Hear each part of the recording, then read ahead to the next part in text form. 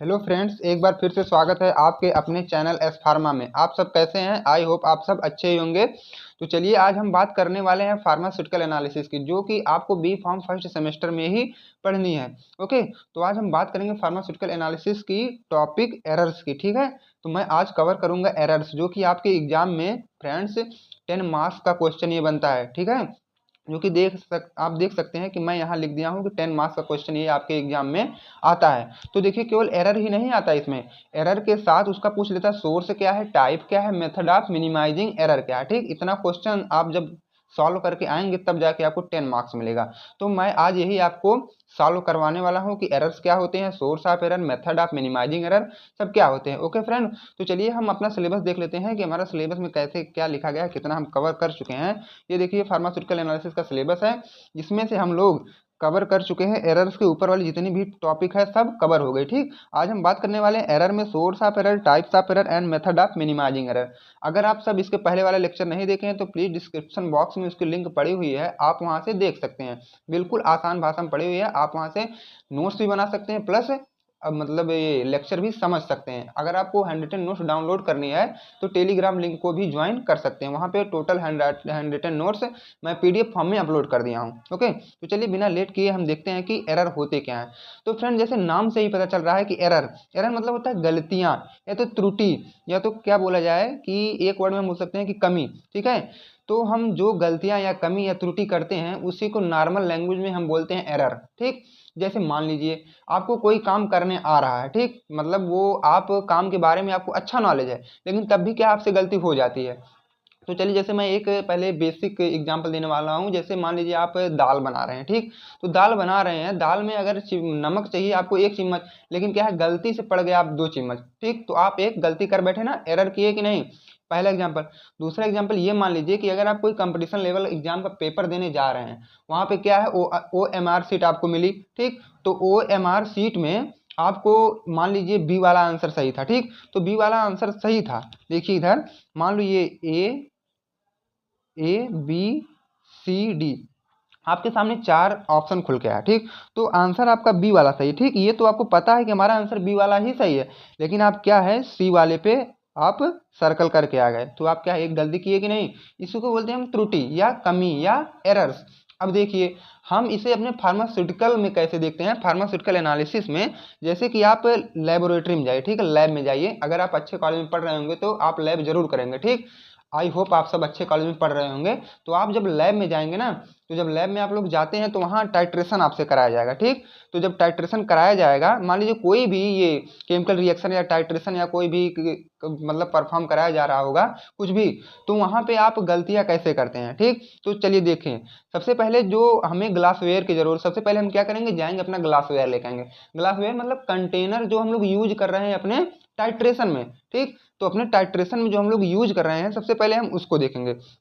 तो ग्लासवेयर मान लीजिए बहुत दिन से वो पड़ा है कहाँ, हमारे ये मतलब लैब में ग्लासवेयर जो है बहुत दिनों से पड़ा हुआ है। ठीक, ये मान लीजिए आपका ग्लासवेयर है, ये बहुत दिन से हमारे लैब में पड़ा हुआ है।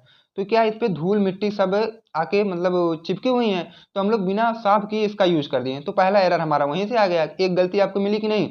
दूसरी गलती हम लोग क्या कर बैठते हैं कि जो केमिकल लेते हैं ना फ्रेंड्स, जो केमिकल हम लोग उसमें यूज करते हैं उसका क्या है मेजरिंग अच्छे से नहीं कर पाते हैं। जो हम वेटिंग बैलेंस पे लेके जाते हैं ना मेजर करने के लिए, तो उसका हम लोग मेजर नहीं कर पाते हैं। मान लीजिए जो आपका वेइंग बैलेंस है, अगर वेइंग मतलब तराजू मान लीजिए, वेइंग बैलेंस, ठीक है, इसको एक नॉर्मल लैंग्वेज में आप लोग तराजू मान लीजिए। अगर ये ऑलरेडी क्या है 1 ग्राम माइनस में है, ठीक, अगर ये ऑलरेडी 1 ग्राम माइनस में है, तो अगर आप लोग ध्यान नहीं दे रहे हैं इस पे, तो क्या करेंगे आप लोग वे कर देंगे। ठीक, तो ये जब आप लेके आएंगे सैंपल, ठीक है, तो 1 ग्राम प्लस में लेके चले आएंगे, क्योंकि 1 ग्राम पहले से माइनस, वो अपना पहले कोटा पूर्ति करेगा तब आके प्लस में जाएगा, तो ये आप -1 ग्राम एक्स्ट्रा लेके चले आए हैं। तो दूसरी गलती की आप।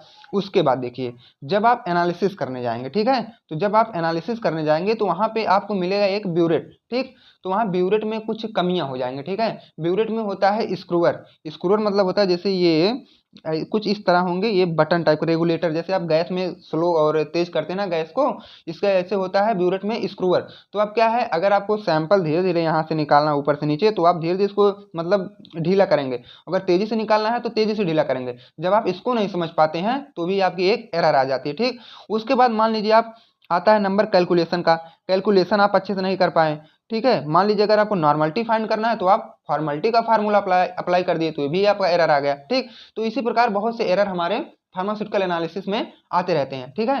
तो शायद आप सब समझ गए होंगे कि एरर्स होता क्या है एक नॉर्मल लैंग्वेज में। ओके फ्रेंड, अब देखिए हम आपको दिखाएंगे कि ये फार्मास्यूटिकल एनालिसिस करते समय आप लोग एरर क्या करते हैं एक सिस्टमैटिक ढंग से। तो चलिए देखते हैं, हम आपको मैं दिखाने वाला हूँ कि ये जब आप टाइट्रेशन करेंगे तो टाइट्रेशन कंडीशन में कौन सी एरर करते हैं।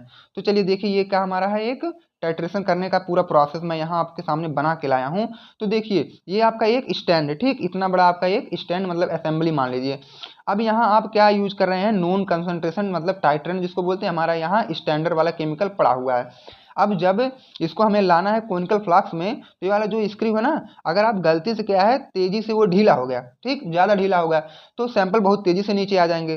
तो क्या है हमारा जो इसमें हम इंडिकेटर यूज कर रहे हैं ना वो जो कलर है वो नहीं दे पाएगा। तो यहाँ सब भी हमारी गलती हो सकती है, या तो मान लो हमें जो फ्लास्क यूज कर रहे हैं वो अच्छा ना हो, वो पहले से क्या है मतलब खराब हो, ठीक, कैलिब्रेटेड ना हो। अब देखिए यहाँ एक वर्ड हम कैलिब्रेटेड यूज कर रहे हैं, कैलिब्रेटेड वर्ड का मतलब ये होता है कि जो भी हम मतलब ये अपने लैब में जो भी मशीन यूज कर रहे हैं वो वेल मतलब क्वालिफाई है कि नहीं, मतलब अच्छा है कि नहीं, या बहुत दिन से बंद पड़ी हुई ऐसा नहीं हो जाए, हमेशा वो एक अच्छे क्वालिटी की मशीन होना चाहिए, उसे बोलते हैं कैलिब्रेटेड इक्विपमेंट, ठीक। तो कुछ तरह शायद आप सब इसको समझ गए होंगे कि इसमें कमियां कहाँ कहाँ से आती हैं, उसी को हम बोलते हैं एरर। तो चलिए अब हम देखते हैं कि ये एरर शायद आप लोग इतना समझ गए होंगे। अब मैं आपको बताने वाला हूँ कि अब हम अपने नोट्स में क्या लिख के लाए हैं, ठीक है। अब एक आप फिर नॉर्मल एग्जाम्पल समझिए, केवल अभी आप एग्जाम्पल समझते रहिए आपको समझ में आ जाएगा। मान लीजिए आपको अगर कोई भेज दिया कि जाओ बाबू आप पेड़ पर से आम तोड़ के लाओ, तो आप आम तोड़ने गए, ढेला मारे, कितना आम मतलब जो आपको भेजा आम लाने के लिए वो बोल दिया कि आपको 50 आम लाना है, ठीक। तो आप ढेला मारे, आम गिरा, तुरंत झोले में भर के लेके चले आए, ठीक है। आप तो ये नहीं देख रहे हैं कि 50 आम है कि 48 आम है कि 100 आम है, आप एक लगभग में वैल्यू कर दिए कि हाँ 50 आम हो गया यार अब लेके चलते हैं हम। तो आप आए अगर अपने घर लेके तो वहाँ आम की काउंटिंग होने लगी कि बाबू तुम कितने आम लेके आए हो। तो मान लीजिए आपके पापा उसको काउंटिंग कर रहे हैं तो बोले ये तो 48 आम है, तो आपने बोला गया था आपको कि 50 लेके आना है, तो आप लेके आए 48, तो आप 2 की कमी किए कि नहीं। तो 2 की जब कमी किए वो 2 ठी आप गलती करके आए, उसी को बोलते हैं एरर। तो इसमें क्या हमें पता चल रहा है कि जो हमारी एग्जैक्ट वैल्यू मतलब जो आपके पापा बोले थे कि 50 लाना है लेकिन आप लाए कितना 48। तो जब एग्जैक्ट वैल्यू में से ऑब्जर्व्ड वैल्यू को घटा दोगे तो आपका मिल जाएगा कि कितने का एरर किए हो। देखो एग्जैक्ट वैल्यू तुम्हें पता था कि हमें 50 आम लाना और आप लेके आए 48, तो जब 50 में से 48 को माइनस करोगे 2 आएगा, उसी को बोलते हैं हम एरर। तो मान लीजिए अब आप अपने फार्मास्यूटिकल एनालिसिस वाले लैब में फिर चले आए, मैं आपको बोल दिया कि 5 मिलीग्राम आप लेके आओ पाउडर, ठीक। 5 मिलीग्राम जब आपको पाउडर लेने को लिए मैं बोल दिया तो आप गए, ठीक, वेइंग बैलेंस के पास आप वे कर रहे हैं, तो आप क्या किए वे करने में आप गलती कर दिए, वे आप 6 ग्राम कर दिए, ठीक है। तो आप हमारे पास लेके आए, जब मैं इसको ऑब्जर्व कर रहा हूं तो हमें पता चला कि ये 6 ग्राम है, ठीक। तो 6 ग्राम हमें ये पता चल गया। अब इसको क्या करेंगे, मैं आपको एग्जैक्ट वैल्यू बोला था कि 5 ग्राम लाना है, तो एग्जैक्ट वैल्यू में से जो प्रेजेंट टाइम में हमें वे करने पे निकला है, ठीक है, उसी में से जब माइनस कर देंगे जो एक मिलेगा आपका 1 ग्राम, 1 ग्राम की आप त्रुटि या गलती या कमी या एरर करके बैठ चुके हैं, ठीक फ्रेंड। अब देखिए कि error equal to EV, EV मतलब exact value minus observed value, ठीक है। ये होता है इसका फार्मूला सीधे से निकालने के लिए। अब चलिए देखते हैं कि अगर हम किसी भी टैबलेट का निकालना हो, ठीक है, जैसे कि हमें क्या करना है, मान लो आपके पास पैरासीटामॉल की एक टैबलेट मिल चुकी है जो कि 50 mg की है, ठीक है, ये स्टैंडर्ड फॉर्म आपका मिला है 50 mg, और जब आप उसका ऑब्जर्वेशन कर रहे हैं तो आपको मिला 450 मिलीग्राम या mg।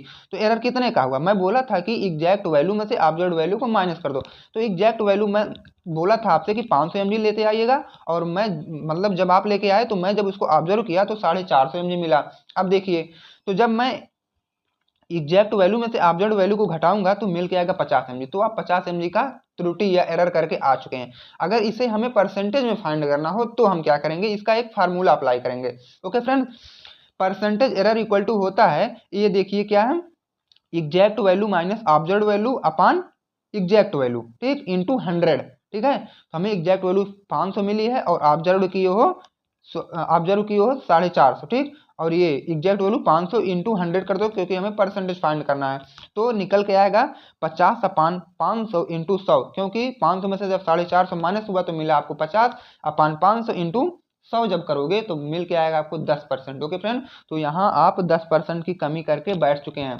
अब देखिए, ये कमी के कुछ स्रोत होते हैं ना, जैसे आप लोग के मतलब जैसे पैसा आने का कुछ स्रोत होगा, ठीक, पानी जो आता है उसका भी कुछ स्रोत होता है। तो जो आप गलतियां आ रही हैं दिन पर दिन, मतलब डे बाय डे गलतियां आ रही हैं, वो कहाँ से आती हैं? इनका कुछ सोर्स होगा ना। अब चलिए हम लोग क्या समझेंगे कि इनका सोर्स क्या है। ओके फ्रेंड, अब देखिए सोर्स में क्या है। सोर्स में जैसे ह्यूमन एरर, जैसे हम लोग हैं, ठीक है, जब हम लोग कुछ गलती कर बैठे हैं उसे बोलते हैं ह्यूमन एरर। जैसे हम लोग लैब में प्रेजेंट हैं, सैम्पलिंग मिस्टेक, ठीक है, जो हम सैंपल ले रहे हैं अगर उसी में गलती कर दे तो क्या है, सैम्पलिंग मिस्टेक हो गया। अगर इनकरेक्ट एनालिसिस मेथड, जो हम मान लीजिए आपको दिखाते हैं ना टाइट्रेशन जो कर रहे हैं, अगर हमें पहले से प्रोसीजर मालूम ही नहीं है, कैलकुलेशन कैसे करते हैं पता ही नहीं है, तो हमें क्या हुआ, ये इनकरेक्ट एनालिसिस मेथड हुआ कि नहीं। हमें कौन सा बीकर, कौन सा फ्लास्क कहाँ यूज करना है, ये सब पता ही नहीं है, आप लैब करने चले गए, तो ये क्या हो गया, इनकरेक्ट एनालिसिस मेथड हो गया। ओके, अब देखो इस बात कैलकुलेशन एरर। कैलकुलेशन एरर, आपको मान लीजिए फॉर्मेलिटी चेक करना है, तो आप फॉर्मेलिटी का फार्मूला ना लगा के नॉर्मलिटी का जब फार्मूला अप्लाई कर देंगे तो उसको बोलते हैं क्या, कैलकुलेशन एरर। ठीक है, अब चलिए देखते हैं आगे वाला। दूसरा एरर हमारा है मेथडोलॉजिकल। मेथडोलॉजिकल एरर वो होता है फ्रेंड, नाम से पता चल रहा है कि अगर हम किसी मेथड में, मतलब अगर कोई मेथड अगर हम गलत यूज कर रहे हैं, ठीक है, इनकरेक्ट प्रोसीजर, जो प्रोसीजर हमारा है टाइट्रेशन का या टैबलेट बनाने का, अगर उसी में हम कहीं गलती कर दे रहे हैं तब भी क्या हमारा इनकरेक्ट प्रोसीजर में मेथडोलॉजिकल एरर हो सकता है। जैसे क्या, अगर हम लोग पाउडर बना रहे हैं तो पाउडर पहले क्या करेंगे, जो रॉ मटेरियल मिलेगा पहले उसको हम सुखवाएंगे, तो रॉ मटेरियल ना सुखवाते हुए वो उसमें ह्यूमिडिटी प्रेजेंट है, उसके बाद हम लोग गए उसको पाउडर फॉर्म में बनाने, तो वो बनेगा ही नहीं। तो ये क्या है, उसके प्रोसीजर में एक गलती किए ना, किए हम लोग एक गलती। उसके बाद बोलते हैं इनसफिशियंट क्वालिटी कंट्रोल, जो क्वालिटी मिली है ना उसका हम लोग क्वालिटी कंट्रोल, मतलब उसको बेटर क्वालिटी की टेस्टिंग नहीं कर रहे हैं, वैसे ही यूज कर दे रहे हैं, ये क्या है, मेथडोलॉजिकल एरर। उसके बाद आउटडेटेड मेथड, क्या हम लोग ना जब उसे बोलते हैं एक्सपायरी डेट, तो वो भी क्या बोलते हैं उसको, मेथडोलॉजिकल एरर। अब देखिए environmental error. Environmental error friends वो होता है जिसको हम लोग कंट्रोल नहीं कर पाते हैं। जैसे मान लीजिए आप लैब में काम कर रहे हैं, तो लैब में काम ये कर रहे हैं, तो उसके बाद उस दिन बहुत ही गर्मी तेज है मान लीजिए, तो क्या है, टेम्परेचर बढ़ जाएगा ना। तो जब टेम्परेचर बढ़ेगा तो मान लीजिए आप ऐसा चीज लिए हैं जो कि टेम्परेचर हाई, अगर टेम्परेचर हाई कर दिया जाए तो धीरे धीरे गलने लगेगा, ठीक है, अपने मेल्टिंग पॉइंट में आने लगेगा। तो क्या है, एक टेम्परेचर फ्लक्चुएशन जब होगा तो उसके लिए वो मतलब एलिजिबल नहीं है, वो खराब होने लगा। कंटामिनेशन मतलब अगर उसमें बैक्टीरिया का ग्रोथ हो जाए उसे बोलते हैं कंटामिनेशन। अब देखिए ह्यूमिडिटी चेंज। अब देखिए जब ह्यूमिडिटी चेंज हुए, जैसे मान लीजिए नमी, नमी मतलब जानते हैं ना, एयर और वाटर का कंसंट्रेशन जब होता है उसे बोलते हैं नमी। तो जब ह्यूमिडिटी चेंज होता है उसको भी बोलते हैं हम लोग इन्वायरमेंटल एरर। अब देखिए सैंपल रिलेटेड एरर, जो हम लोग सैंपल से रिलेटेड कुछ एरर आ जाते हैं ना उनको बोलते हैं सैंपल रिलेटेड एरर। जैसे इनकरेक्ट सैंपलिंग, जो हम लोग सैंपल ले रहे हैं अगर वो इनकरेक्ट हो जाए। कंटामिनेटेड सैंपल, जो हमारा सैंपल रखा है मान लो बहुत दिन से रखा है, 1-2 साल से लैब हो नहीं रही है, आप लोग नए बैच में गए हैं, तो आप लोग गए लैब करने, तो वहाँ क्या है, कंटामिनेटेड सैंपल मिल गया आपको। जो सैंपल पहले से रखा है उसी में क्या मिला, बैक्टीरिया का ग्रोथ, आप लोग ध्यान नहीं दे रहे हैं, उसका यूज कर रहे हैं, तो क्या हुआ, एक एरर आ जाएगा लास्ट में। उसके बाद सैंपल डिग्रेडेशन, जो आप सैंपल ले रहे हैं धीरे धीरे वो डिग्रेड जब होने लगेगा, वो अगर आप उसको यूज कर रहे हैं तब भी क्या है, सैंपल रिलेटेड एरर आ सकता है। ओके, अब देखिए डॉक्यूमेंटेशन एरर, इनकरेक्ट रिकॉर्डिंग, जो आप रिकॉर्ड कर रहे हैं ना, तो ब्यूरेट में एक स्केल टाइप से लगे होते हैं। जैसे देखिए मैं दिखा दूं, अगर ये आपके होते हैं जैसे ब्यूरेट, ठीक, अगर आपके ये होंगे ब्यूरेट, ये देखिए अगर ये ब्यूरेट है, ठीक, ये अगर ब्यूरेट है इसमें ऐसी होती है रीडिंग, ठीक है, अगर ये रीडिंग आपको अच्छे से नहीं आ रही है या अच्छे से इसको नहीं नोट कर रहे हैं तब उसको बोलते हैं incorrect recording. Data entry mistake, मतलब आप क्या है, कागज वाला काम अगर गलत कर रहे हैं, जैसे कागज वाला मतलब है कौन केमिकल कब आया कहाँ गया, जब उसमें मिस्टेकिंग कर रहे हैं आप, वो भी क्या है, डॉक्यूमेंटेशन एरर। इनकम्प्लीट डॉक्यूमेंटेशन, ये देखिए आप अगर डॉक्यूमेंटेशन मतलब कोई भी फाइल अगर आप आधा अधूरा छोड़ देते हैं वो भी एक एरर आ जाता है। तो फ्रेंड आई होप आप सब इसको समझ गए होंगे, अगर समझ गए होंगे प्लीज़ वीडियो को लाइक शेयर सब्सक्राइब जरूर करें। चलिए अपने नेक्स्ट टॉपिक पे चलते हैं। हमारी नेक्स्ट टॉपिक है टाइप ऑफ एरर। ये भी फ्रेंड बहुत ही मोस्ट इंपॉर्टेंट है कि टाइप ऑफ एरर क्या होते हैं। अब देखिए जो हम गलती कर रहे थे ना, ये कई प्रकार से हो सकती हैं। It is mainly 3 type. एक होता है सिस्टमिक एरर, जो कि हमें पता होता है कि हम गलती कहाँ करके आ रहे हैं। एक ये गलती होती है एक रैंडम एरर, जो हमें पता नहीं होती कि हम गलती कब या कहाँ कर चुके हैं, हमें पता ही नहीं है। जैसे उसके बाद एक होता है ग्रास एरर। ग्रास एरर मतलब फ्रेंड्स ये होता है बहुत ही माइन्यूट मात्रा में जब हमसे गलती होती है, मतलब बहुत ही थोड़ी सी कम मात्रा में जब गलती हो उसे बोलते हैं ग्रास एरर। एक होता है मेजरमेंट एरर। जैसे हम लोग जब मेजरिंग में कहीं एरर कर दे, मान लीजिए 5 मिलीग्राम पाउडर चाहिए तो हम लोग 6 मिलीग्राम का यूज करते अपना निकाल रहे हैं, तो वो भी एक एरर आ गया, तो उसको बोलते हैं मेजरमेंट एरर। अब चलिए देखिए, सिस्टमिक एरर वो होता है जिसको हम पता लगा सकते हैं गलती आप कहाँ की हैं, रैंडम एरर को नहीं लगा सकते हैं। जैसे आप मेन प्रोडक्ट के साथ बाई प्रोडक्ट अगर आ गया तो वो क्या है, कहाँ से आया ये पता ही नहीं है, लेकिन आ गया।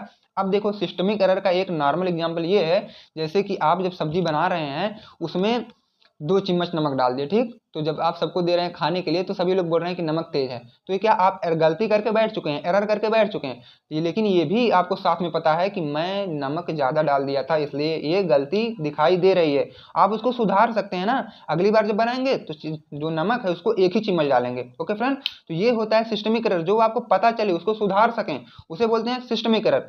रैंडम एरर जो आपको पता ना हो उसे बोलते हैं रैंडम एरर। जैसे कि आप अपने लैब में कोई केमिकल रिएक्शन कर रहे हैं तो आपके प्रोडक्ट के साथ, मेन प्रोडक्ट के साथ कोई अगर बाय प्रोडक्ट बन रहा है उसे बोलते हैं रैंडम एरर।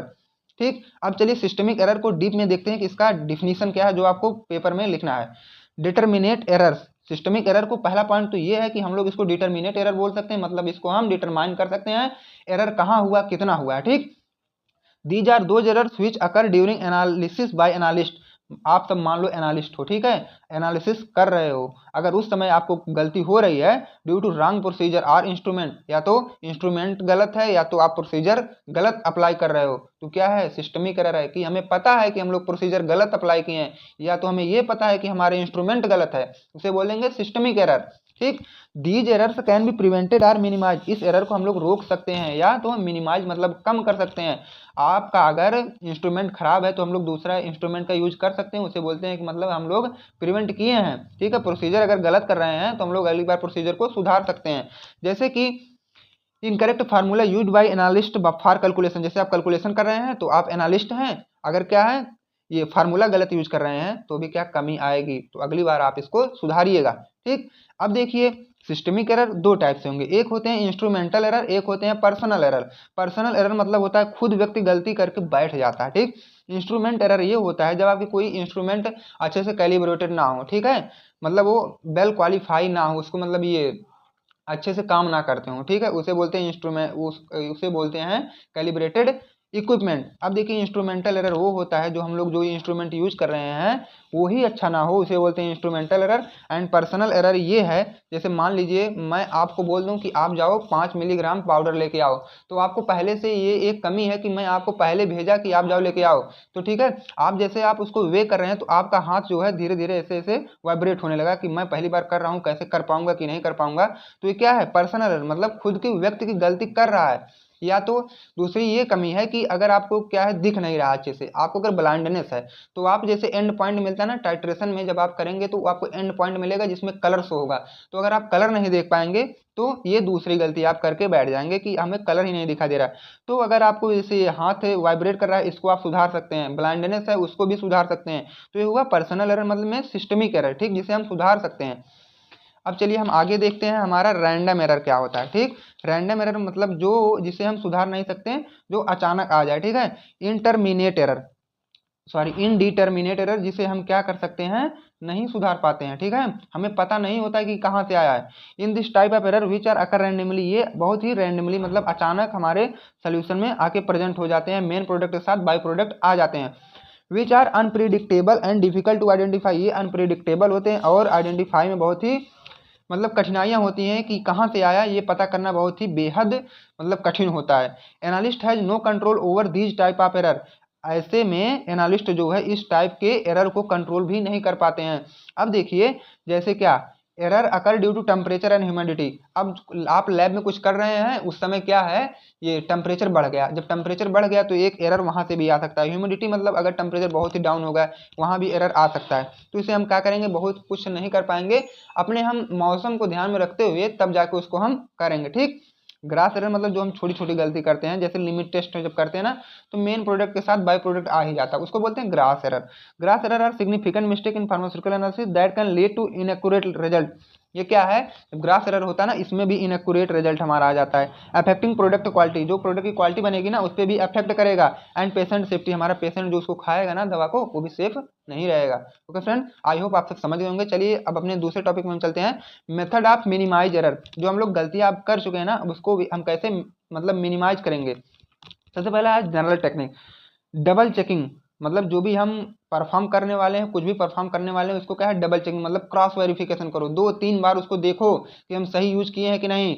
उसके बाद क्वालिटी कंट्रोल मेजर, उसकी क्वालिटी क्या है उसको 2-3 बार चेक करो कि इस जो हम प्रोडक्ट यूज करने वाले हैं उसकी अच्छी क्वालिटी है कि बेकार क्वालिटी है, उसको देखो। उसके बाद इक्विपमेंट मेंटेनेंस एंड कैलिब्रेशन, हमारा जो इक्विपमेंट यूज कर रहे हो ना बहुत ही मेंटेन होना चाहिए, अच्छे तरीके से कैलिब्रेट होना चाहिए, उसी इक्विपमेंट का हम लोग यूज करेंगे, ठीक है। अब चलिए इंस्ट्रूमेंटल टेक्निक क्या होती है, रेगुलर कैलिब्रेशन। रेगुलर कैलिब्रेशन मतलब ये होता है कि जो आप लोग इंस्ट्रूमेंट यूज कर रहे हो ना उसकी रेगुलर चेकिंग होनी चाहिए कि ये मतलब अभी वैसे ही काम कर रहा है कि हमारा कुछ गलत रिजल्ट दे रहा है, ठीक है। मान लो उसमें आप जनरल जनरल में समझिए, मान लो अगर आपके पास कोई मशीन है, ठीक है, मशीन से आप रोज अगर काम ले रहे हो तो एक दिन ऐसा आता है कि मशीन रोज काम करते करते उसका कोई नट ढीला हो गया, तो वो रिजल्ट अच्छा नहीं देती है। तो हमें क्या करना है, रोज उसकी चेकिंग करते रहना है कि ये हमारी खराब ना हो, उसको बोलते हैं कैलिब्रेशन, ठीक। अब आता है हमारा इन्वायरमेंटल टेक्निक, ठीक है। इन्वायरमेंटल टेक्निक ये है क्लाइमेट कंट्रोल, हमें क्लाइमेट मतलब जो भी प्रैक्टिकल परफॉर्म करना है उसको क्लाइमेट को देखते हुए करना है। वाइब्रेशन कंट्रोल, हम लोग कुछ कर रहे हैं तो अगर वहाँ वाइब्रेट कोई भी चीज़ होने वाली है तो उसको हटा सकते हैं। नॉइज रिडक्शन, वहाँ शोरगुल मतलब कोलाहल को कम करो, कोई फालतू हल्ला गुल्ला ना करें, ठीक है फ्रेंड। तो ये आपका कवर हो चुका है एरर, ठीक है। अब इसके बाद हम इसके बाद हम लोग बताएंगे, हम आपको बताएंगे नेक्स्ट वाले लेक्चर में कि सिग्निफिकेंट फिगर क्या होता है, जो 2 मार्क्स से इंपॉर्टेंट होते हैं। उसके बाद एक्यूरेसी एंड प्रिसीजन क्या होते हैं, ये भी 2 मार्क्स से इंपॉर्टेंट ही होते हैं फ्रेंड्स। अब चलिए, अगर आप सब चैनल पे नए हो तो प्लीज़ चैनल को सब्सक्राइब करिए ताकि अगली वाली वीडियो जो एक्यूरेसी प्रिसीजन की है सबसे पहले आप ही तक पहुँचे। Okay friends, thanks for watching this video. Subscribe to my channel and also press this bell icon.